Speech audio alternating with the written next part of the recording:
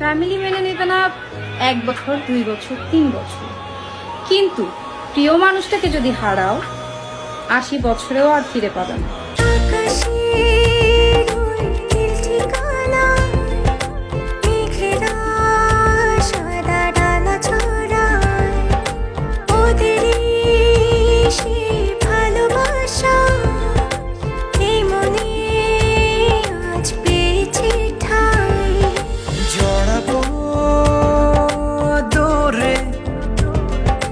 তোমাকে অনুভবে আকাশের চেয়ে বেশি তোমাকে ভালোবাসি, ভালোবাসি আমি যে তোমার।